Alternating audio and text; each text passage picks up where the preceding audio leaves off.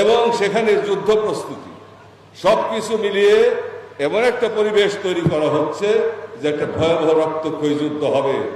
সেটা 1 বছর পরেই হোক বা 2 বছর পরেই হোক, ভয়াবহ যুদ্ধ হবে অনিবার্য। এবং সেটা বিষবাষ্প কিন্তু বাংলাদেশের উপরে এসে পড়বে। আমি সেজন্য দেশবাসীকে সতর্ক করছি, এখন হাসি খেলার সময় নয়, এখন তামাশা করার সময় নয়,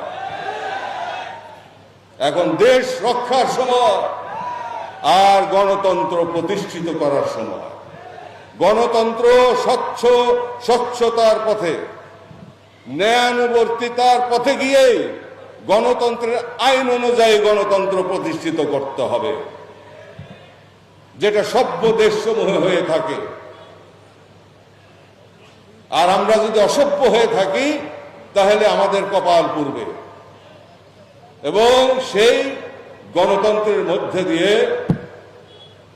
সবাই মিলে জাতীয় ঐক্য গড়ে তুলতে হবে, জাতীয় কনসেনসাস তৈরি করতে হবে, ন্যাশনাল কনসেনসাস তৈরি করতে হবে। এটা ভারতেও আছে, পৃথিবীর সব উন্নত দেশে আছে। যে কোনো সময় দেশের উপর কোনো দুর্বিপাক বা কোনো সমস্যা আবর্তিত হলে তখন তারা একসাথে বসে। এমনকি ভাতে মরা পাকিস্তান, তাদেরও কিন্তু বিপদের সময় এক হয়ে যায়, একসাথে বসি না। আমরা মাটির সাথে মিশিয়ে দেব, দেখি কি করে, তাই না? খেলা হবে। এ কি অবস্থা, কোন দেশে আছি আমরা?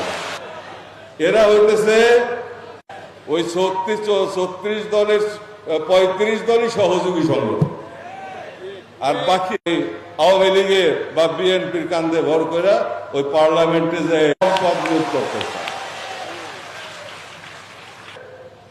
100 কোটি 200 কোটি টাকা খরচ হয় এমপি নির্বাচনে, গরু কুরবানি করে খাওয়াইছে সবাইকে, মনে করছেন 30। এরকম ভাবে দেশকে নিয়ে তামাশা করা হচ্ছে। 20% দিয়ে গরিবরা চলে।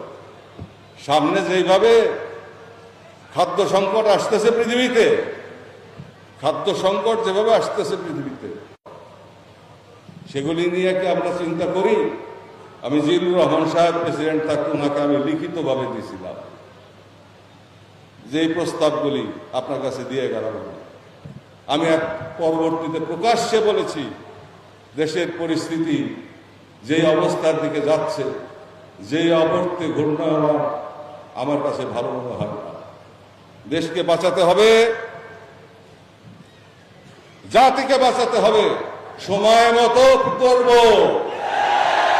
অনর্থক শক্তি ক্ষয়ে বিশ্বাসী আমরা নই। পেপার টাইগার হইতো আমরা চাই। অনৈতিক ভাবে আমরা ক্ষমতায় যাব না, নৈতিকতার পথ ধরে আমরা ক্ষমতায় যেতে চাই।